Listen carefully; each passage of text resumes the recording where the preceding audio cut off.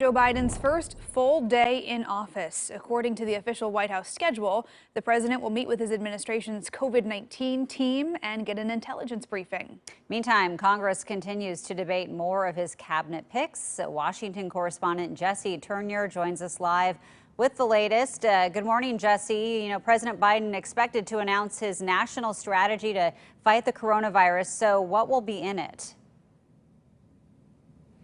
Yeah, good morning. We are still waiting for specific details. They haven't released a whole lot yet, but we do know that these executive orders that we are expecting to come out later today will focus on reversing some of the more controversial, I guess, of Trump administration's policies related to vaccines, testing, and medical supplies. And so we've already heard from President Biden that he kind of essentially alluded to the fact that he thought that the rollout was a mess. And so he is going to, what he has said, put together a more comprehensive plan where there's more federal guidance for states to where there's not so much left up to the states themselves.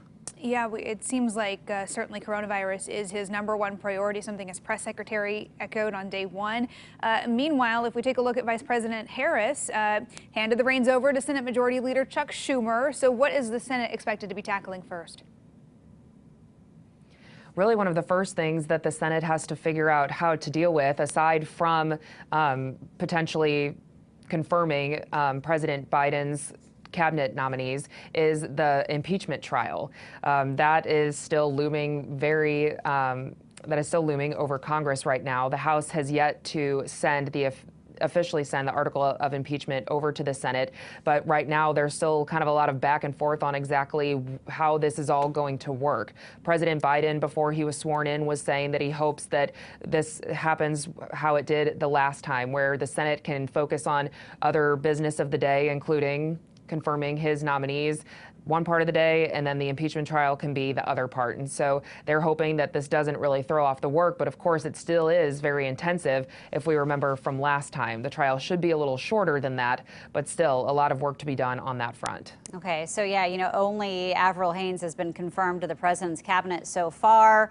We've seen Josh Hawley already objecting to one, which delayed things. When can we expect these other cabinet members to be confirmed, and will there be any hiccups?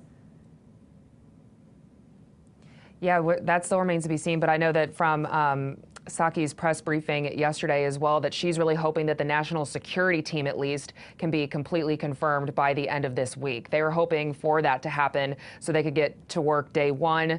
That didn't because of certain delays. And so, yeah, moving forward, that's definitely what they're hoping for, is more of these hearings do continue today. There could be some hiccups, but for the most part, they should be able to pass on a pretty wide bipartisan basis. Jesse, what's the mood like in Washington, D.C. this morning after a full day of inaugural events that we saw go off, without a hitch? Things seemed peaceful and controlled and according to plan. How are lawmakers feeling now that that's behind them?